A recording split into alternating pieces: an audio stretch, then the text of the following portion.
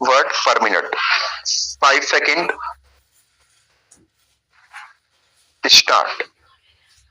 Mr. Deputy Chairman, I would like to say that the question has been very ably fleshed out by the speakers who have preceded me and Professor Humayun Kabir, who was, I suppose, one of the joint authors who were responsible for the initial framing of this bill, has explained the whole position in a very lucid manner. Now, Mr. Deputy Chairman, I would like to say that I wish it had been possible for us to integrate this institution with a university because I do not believe in isolated institutions having the status of a university or having more or less the status of a university. A university is a place where knowledge is integrated.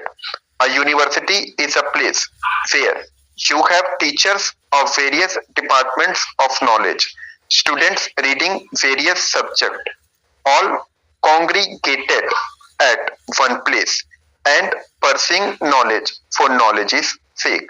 Now, a technological institute, howsoever important from a national point of view, cannot be a university in that sense. It should therefore form part of larger institution which has a liberalizing influence, a humanizing influence. We have followed in this matter the American model, but I think generally in Britain, in other Western countries, the tendency, the idea to have institutions of the rank having a university status is discouraged. As far as I know, sir, the Imperial Council of Science and Technology, which is a very big institution in the United Kingdom, is a part of the London University. It is not a separate institution as Kharagpur, which is going to be a bigger institution than the Imperial Council of Science. At all events, for the first few years, I wanted an All India Institute of Medical Sciences. I wanted the institute to be affiliated to some universities, and I relied for that position upon the view which was expressed by the Good Enough Committee on Medical Education, which was appointed by the British government some years ago. That committee was not in favor of the Royal College of Physicians acting as a university and holding examination. It wanted medical education to be under the control of a university. Therefore, I would have preferred, Mr. Deputy Chairman, this institution to be made part of some national university. But there is one difficulty, and I have not been able to get an answer to that difficulty. The institution could have only been affiliated to the Calcutta University. Then, sir, I would like to say that Professor Humayun Kabir is right in the view that the distinction between fundamental research and applied research is fast disappearing in the modern world. One thing about this is that you cannot have research to order. There is a lot of wastage in the processes by which you arrive at a discovery, and in order that we might be able to promote research, we must be prepared for this wastage. No institution can be effective from a research point of view until and unless the teachers of that institution are given ample leisure to advance knowledge. It has been stressed that this institution will provide for postgraduate teaching, for undergraduate teaching, and for research.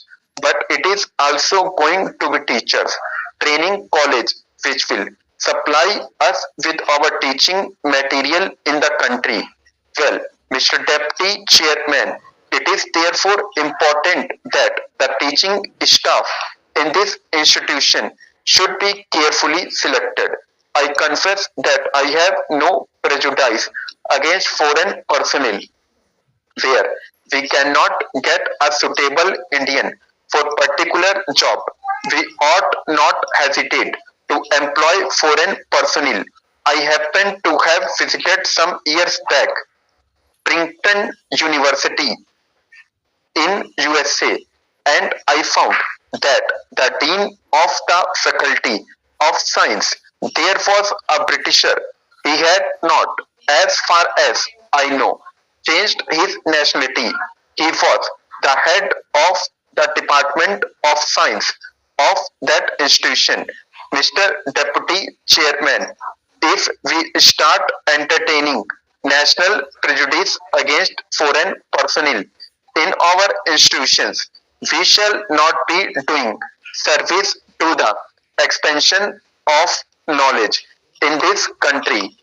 It does not mean that we should prefer a foreigner where we can get an Indian, and it certainly does not mean that we should get for our academic council men from abroad. I certainly think that the constitution of the proposed academic council is unsatisfactory. I have seen something of how academic council work in the university of my own state. I know that there is a tendency on the part of our teachers for whom I have got great respect to look upon themselves as a cooperation. I should like some fresh blood to be introduced in our academic councils. I think it should be possible for us to have an academic council which would include teachers from such places as Roorkee, Banaras, or Aligarh.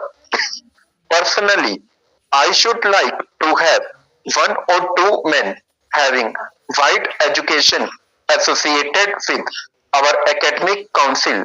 I also think there is a tendency to give to the constitution of the university a somewhat bureaucratic character.